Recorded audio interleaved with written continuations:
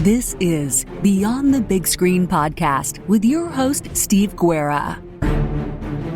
Thank you again for listening to Beyond the Big Screen podcast. We are a member of the Parthenon Podcast Network. Today we have a very special episode. I dare say a bonus episode, a first of its kind for Beyond the Big Screen. As you know, you can now support Beyond the Big Screen on Patreon. You can find us on Patreon at patreon.com/Beyond the Big Screen. One of the big benefits of supporting Beyond the Big Screen on Patreon, along with supporting the show and really being a key member of the whole operation, is special bonus episodes. I regularly cut material from discussions to keep the episodes to a reasonable length.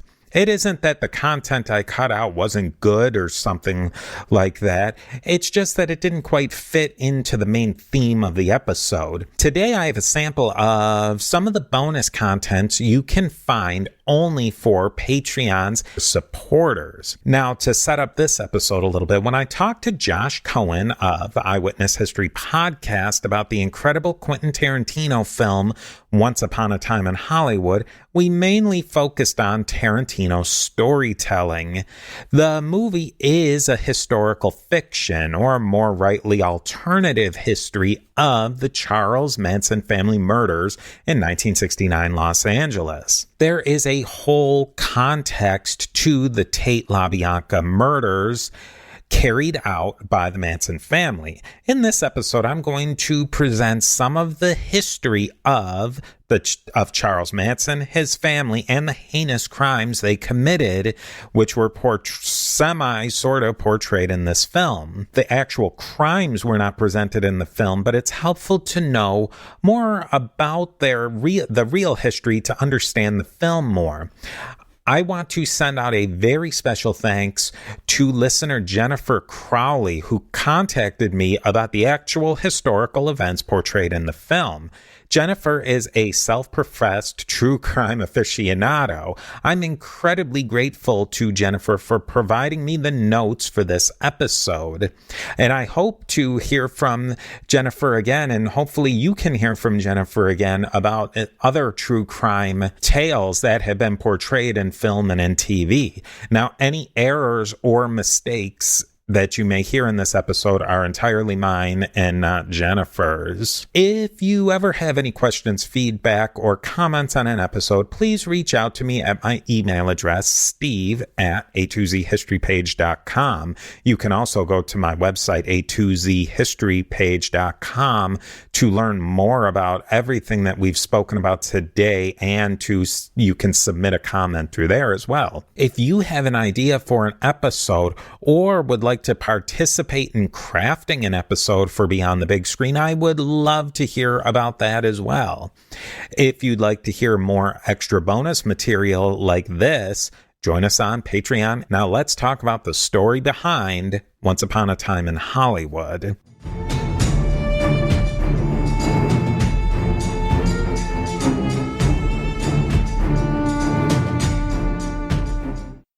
Now, to begin with, Charles Manson was a man who spent more than half his life incarcerated in either boys' homes or in prison. While he was there, he learned many things, including the guitar, and he got into Scientology and sexual abuse, unfortunately. When he was released in 1967, he entered a whole new world with free love, disaffected youth. The Vietnam War was going on, and we're in that whole era, as we see in the film, of sex, drugs, rock and roll, all of that. I mean, that must have been a serious shock for Charles to view this, or Charlie, as he was sometimes referred to as. He began to gather a group of young people, mostly teenagers or young women, and convinced him that he was a guru of sorts, that he had all the answers, and he's an extremely charismatic fellow.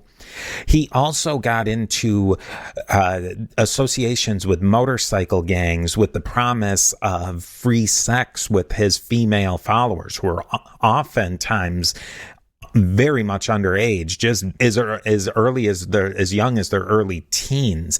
And Charlie was involved with all sorts of other various illegal activities. these bikers became protection and provided connections to fence stolen goods and procure drugs, which Manson was sending out his family, these girls, to do all sorts of illegal activities such as stealing, etc.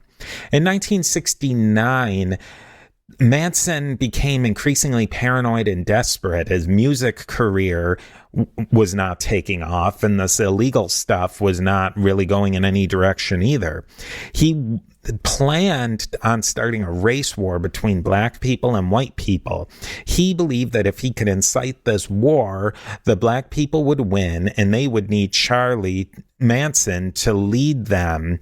As what Charles Manson said is that they didn't have the intelligence to do so. That's exactly what Charles Manson said. He and his followers, basically the family, would bunker down in Death Valley and just wait for this race war that Charles Manson planned on inciting. It would kick off, and then he could come out of his bunker and take over the world or something to that effect. I mean, it's pretty crazy stuff. Now, there's a whole trail of death and destruction that lead up to the Tate LaBianca murders. On one night in August of 1969, Tex Watson, Susan Sadie Atkins, she has a whole story. She's a lot of these people, some of them, like Tex Watson, was actually portrayed in the film. Some of the other characters were sort of composite characters of several different family members. But so Susan Sadie Atkins, Patricia, Katie Krenwinkel, and Linda Kasabian left the Spahn Ranch.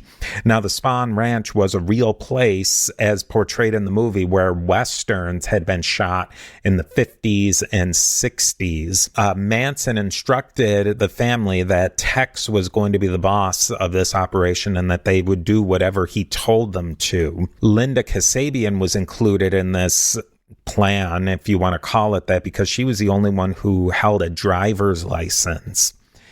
Now, they arrived at 10050 Cielo Drive in Los Angeles in the LA Hills.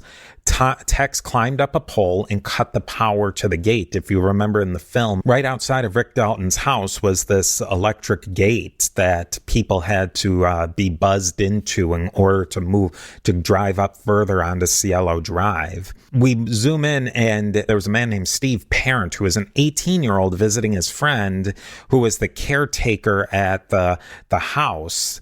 As Steve approached the gate, Tex Watson shot him through the window. Then the Manson family members, including Atkins, Krenwinkel, and Watson, went inside, and Linda Kasabian stayed outside. Now, all of this information is freely available online, as well as in numerous books on the subject. And you can get into as much graphic detail or as little as you want. But basically, the inhabitants of the house were gathered into the living room and then murdered. Sharon Tate and Jay Sebring, Sharon Tate, both real live people, were held down with ropes. Sebring was shot and stabbed. Sharon Tate was stabbed, and her baby died in the womb as Sharon Tate died. So very, very sad story. Somebody who I don't believe was portrayed in the film, but another person in the house, Wojciech Frykowski, someone who had survived the Warsaw ghettos back in World War II, fought back and tried to flee, but was overcome by Watson and Krenwinkel and also stabbed. Abigail Folger also tried to escape, but she was chased down by Krenwinkel and stabbed as well. Then, as we see in the movie, Tex Watson was told by Charles Manson to, quote-unquote, make it witchy. They made the scene witchy and just made an incredibly chaotic scene, and then they left. Linda Kasabian drove them away from the house, and they disposed of all the weapons and clothing before they had gone back home, you might say, to the Spahn Ranch. Charles Manson was very angry following the news reports of this messy murder scene, and that's why the next night when the LaBiancas were murdered, Charles Manson showed up. Charles Manson wanted to show the family how to do this. He subdued the victims and tied them up, but then he left before the murders were actually committed with Linda Kasabian and Clem Grogan. You'll remember Clem Grogan. He was portrayed in the film as getting the snot kicked out of him in one of the best scenes by Cliff Booth at the Spahn Ranch in the movie. So at this night in the LaBianca household, it was Leslie Van Houten and Krenwinkel and Watson who did the actual murdering. Manson and the rest of his followers were eventually arrested that year for stealing cars, and Susan Atkins told a fellow inmate in prison of her involvement with the Tate murders. Linda Kasabian escaped from the family shortly after the murder. She had a 2-year-old daughter that she needed to rescue as the children were being kept communally, and we see a little bit of that in the movie. She went to her family out on the East Coast when she was finally safe and contacted the police to tell her story. Linda was granted certain immunities from prosecution and was a very good and solid witness for the prosecution in this case. The Manson family continued on, mainly kept together by a small cadre surrounding Sandra Good and Lynette Squeaky Fromm. Over the years, most of these people have been incarcerated for various crimes, notably Squeaky Fromm, who tried to kill President Gerald Ford in 1975. Sharon Tate's mother, who Sharon Tate had a fascinating backstory as well. She grew up in a military family. They wound up settling near Dallas, Fort Worth in Texas, and she went on to be a burgeoning film star. Doris Tate, Sharon's mother, and her sister Patty, then Deborah, really relentlessly campaigned against the parole of any of the murders. And so far, they have been successful in that very few, if any, of the family members ever received parole. Sharon Atkins died of brain cancer in prison in 2009. Charles Manson died in prison in 2017. Some of them had been convicted of capital murder, but the death penalty had been banned in California, and there was a whole to-do about that. Patricia Krenwinkel and Leslie Van Houten are still, as of 2022, still in prison. There is a ton of information on the internet. Really, the key text that Jennifer used for this write-up, and I've even watched a movie of this and read the book, is the book by Vincent Bugliosi from 1974 entitled Helter Skelter, The Manson Murders. That book covers the backgrounds and the beginnings of the family, the motives, the murders, and the aftermath, and then the trials and convictions. It's a great book. It's a great movie. There's also a ton of other resources on the Manson family in the book. You can go to Audible, find all sorts of books, Amazon, you name it. You can find tons of information. I also highly, highly, highly recommend Quentin Tarantino's novelization of the movie. It's an entire book in and of itself, and it's not one of these cheesy novels based on a movie. Quentin Tarantino actually wrote it himself, and he's a fabulous fiction writer on top of movies. Sometimes you don't see that, but he really did a wonderful job with the novel. In the novel, Tarantino gets into some of the more true aspects of the Manson family. It's honestly, in my opinion, one of the best pieces of historical fiction I've ever read. It definitely leans more in the fiction direction than what I might call hard historical fiction, and it is a piece of alternative fiction as well, or speculative fiction, but I definitely recommend it. It's definitely worth a read. Now that we've shared some of the true history and background, let's enjoy some of the outtakes from the Beyond the Big Screen episode with guest Josh Cohen. The title of the episode was Once Upon a Time in Hollywood, Quentin Tarantino and a Hollywood Fairy Tale. I've left a link in the show notes if you'd like to go back and listen to that episode and to listen to more special bonus content like this. Go check us out on Patreon and Subscribestar. I will see you next time beyond the big screen. And now, a brief word from our sponsors.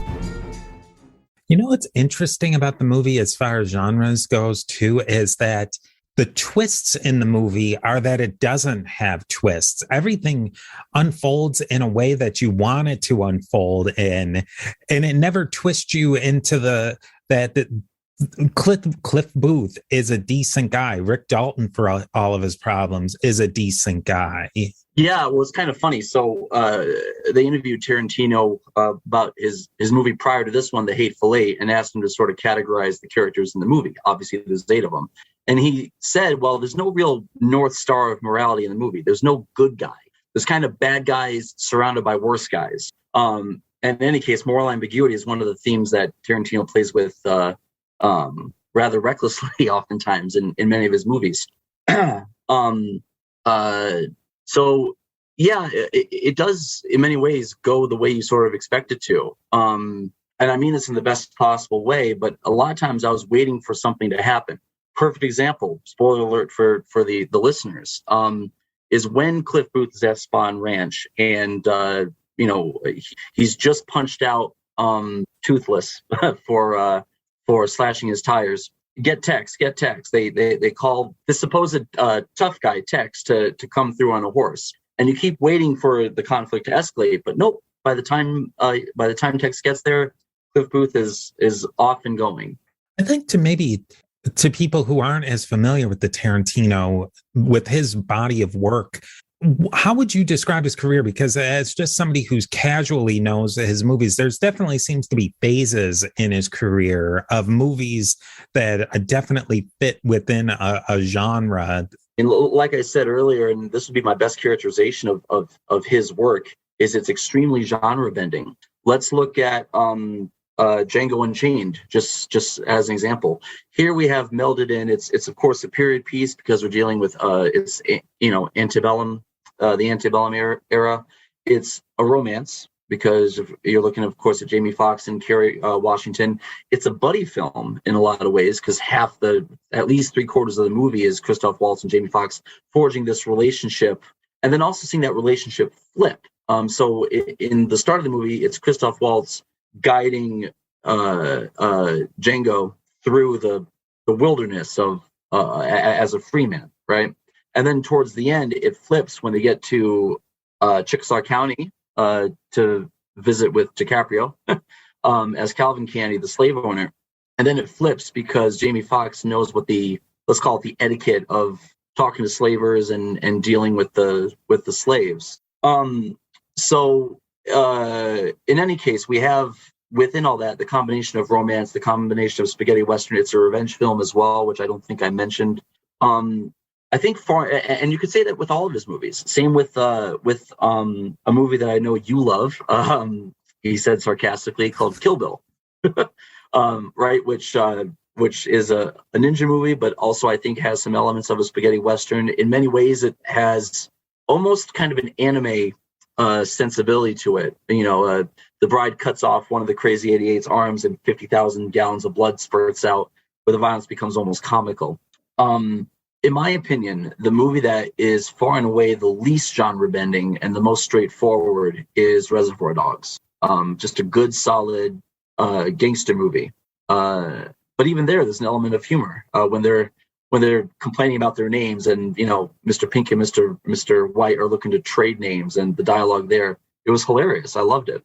But I really want to know if he in fact killed his wife, because it's very much left up to the audience to decide. It's very much hinted and implied that he did There's the camera ends on the end of the harpoon, not pointed, but guided at his wife. I thought it was really clever how, and I don't know if it had anything to do with anything or just being a little bit of an Easter egg, because that seems to be a hallmark, a calling card of Tarantino. Cliff Booth's wife says her sister or something, Natalie, and then that just evoked Natalie Wood, who was killed in really an actress in the 60s who was killed in really unusual circumstances when there was only two people, or well, there was three people on the boat.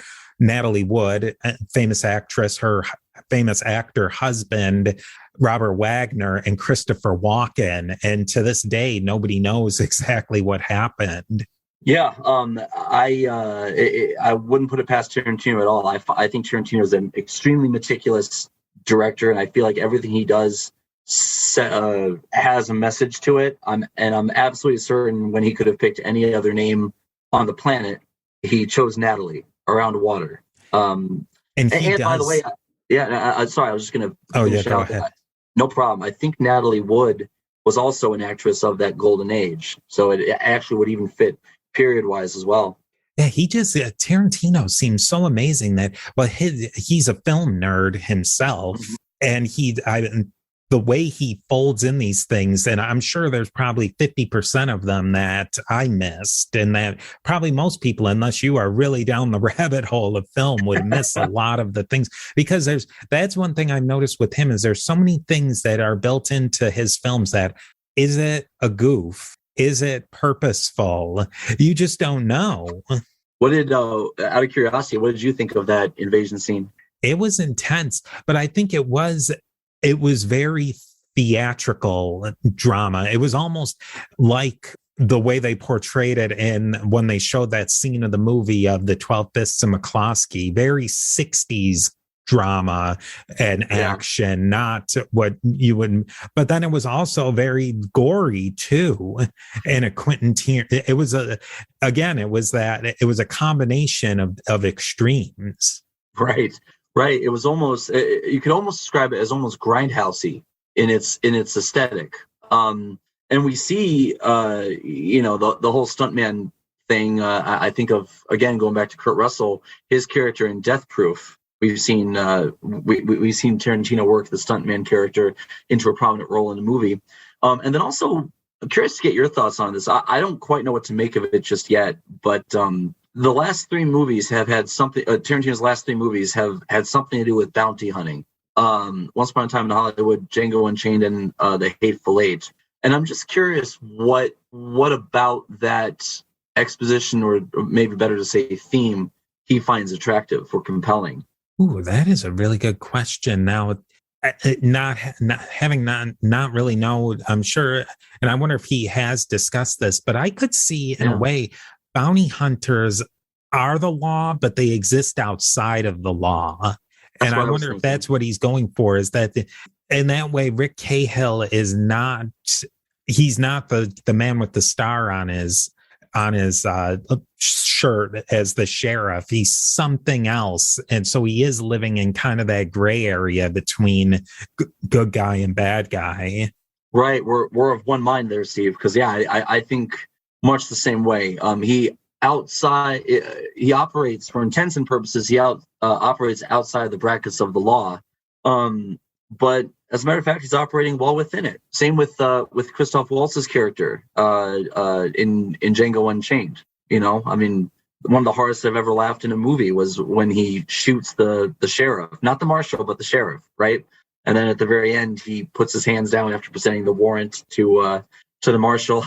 He says, "In other words, Marshal, you owe me $200." That whole idea plus that idea of doing law for money. Yeah. Cahill, everything when he ever would say, when they had any scenes with him, it's, where do I get my bounty from? He doesn't really care about catching the person. He cares about, I think they even say something in there that, why do you always bring him back dead or something? And he just wants the bounties. I think that's right. And I think there's something attractive to an audience member, certainly to a screenwriter, certainly as a screenwriter like Tarantino. There's something attractive in the idea of the twisted morality of yes, upholding the law, but for, let's be honest, mercenary reasons, right? Christoph Waltz's character, Kane Schultz, he does it for the money. Django ends up effectively doing it for the money. And then the several characters in the Hateful Eight that are bounty hunters do it for money. As a matter of fact, Burt Reynolds' last real acting job was reading lines, doing table reads of Once Upon a Time in Hollywood. Because, as I suspect you know, he was originally cast to play George Spahn, the role that went to the great Bruce Dern. There's a line in that Bruce Lee sequence where Bruce Lee and Cliff Booth are being introduced, and Bruce Lee makes the comment, you're kind of pretty for a stuntman. And Brad Pitt goes, that's what they tell me. That line is only in the script because Burt Reynolds specifically told Tarantino that should be in there. Because someone as good looking as Brad Pitt playing a stuntman, it is something that would be commented upon. So it's an instance of extremely realistic dialogue, which I love. It just permeates Tarantino's work. So yeah, that ended up being the last note Burt Reynolds gave and the last job that he had. And now, a brief word from our sponsors. One of the things I found interesting, I did a little reading into the Spahn Ranch. Spahn is a really interesting character. Everything about that, as far as I can tell and what I've read, was historically accurate with George Spahn. He had a ranch that they used for filming Westerns throughout that classic Western 50s Western era, even earlier than that. He was born outside of Philadelphia, which now is completely built up Philadelphia. When he lived there in the early 1900s, it was a farm that he owned. And for one reason or another, I think he had some economic troubles. He sold it and went out west and bought this ranch up. So, I mean, you think of a guy who probably could have made $1 gazillion in real estate from buying farmland. I mean, this guy really picked it. But he let the Manson family live on this abandoned ranch movie set. That was all real. And he's the one who gave Squeaky Prom her name. He called her Squeaky based on when he would have interactions with her, she would squeak. And so that was all 100% accurate, which I just found so fascinating. And Spahn, I wonder how much, because he was blind or very nearly blind by the time the late 60s. He still lived 8 years after this, and he died when he was in his upper 80s. That's incredible. Yeah, I only became aware that he was a real person after I saw the movie. Because the way he's presented in the movie, anyone could be forgiven for thinking it was just a character that sprang out of Tarantino's mind. The way he's presented as sort of an insular, pathetic but still capable character. Yeah. He's given Cliff Booth the business of they're having their own back and forth. So he's by no means useless in the term that people might think. But I have no problem at all believing that once he gave the Manson family permission to stay there, how's he going to get them to leave? Mm-hmm. What are they going to do? So it wasn't quite a kidnapping. There's that sort of back and forth where Brad Pitt says to Margaret Qualley's character, nope, it's not what I would call it, that you're holding him hostage, but I wouldn't say everything's all right either. I think if you have the Charles Manson character, he has to be played to perfection almost, or it just doesn't work. You couldn't have a caricature of him. Like, I think back to the miniseries of, this is a throwback. I don't even know if this was an actual movie. I think it was a miniseries, and I believe it was Brad Davis who played Charles Manson. I mean, this is going back to the 80s, I think, maybe even the 70s. And he played Charles Manson so perfectly. I mean, Brad Davis, he died a long time ago. And he would have been super old at that time anyways, but he played it. I wonder if even somebody like Quentin Tarantino knew that if you don't have somebody really nail Charles Manson, he couldn't put him in the movie. Right. That's a really good point. And it makes me wonder who could play Manson today. And I was thinking as you were talking, one actor that actually comes to mind because he's played psychopaths is Javier Bardem, who played I forget his name, but the killer from No Country for Old Men. Yeah, Sugar. That would be interesting too, because he doesn't. I think that Javier Bardem's a big guy, and Charles Manson was small, but showing him as almost a caricature. But that would have been really interesting to see. I would have liked to have seen that Javier Bardem as with that little bit of an accent, that it's not Charles Manson. It's almost like when they portray Jesus on film, most of the time they go with somebody that's not, they don't go for something hyper realistic or you have to twist it in some way because you can't live up to the expectation of it. Right. They lean almost toward parody. Parody is not quite the right word, but they lean towards whatever the archetypal representation of that particular character is. Yeah. Right?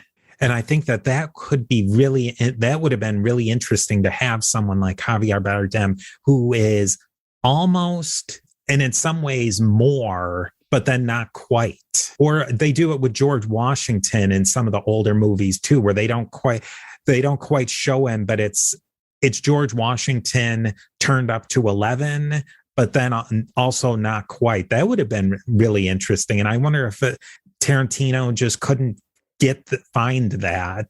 So he goes for the thing where, like, if they'll show somebody like George Washington or some larger than life character, they leave their presence there. Right. Well, and I'm tempted to think that that actor just might not be out there. I mean, because Tarantino is on an echelon of director right alongside Martin Scorsese, maybe. Mm-hmm. I mean, I know for a fact Leonardo DiCaprio took a pay cut to be in the movie because he knew Tarantino was directing it. He took a paltry sum of only $10 million for the movie. Yeah, poor guy. poor guy, poor Leo. And I think Brad Pitt did also. I might be wrong about that, but I think so. So in any case, I gotta believe if the actor was out there to play him, Tarantino would have just gotten him. Yeah, it's always my guess. I lean towards what somebody like Quentin Tarantino, that he made a choice, right? That it wasn't just accidental, or it wasn't something. The way he portrays it is something that he's definitely completely thought through. Yeah, I think that's true. He would have had to have made the choice to do it.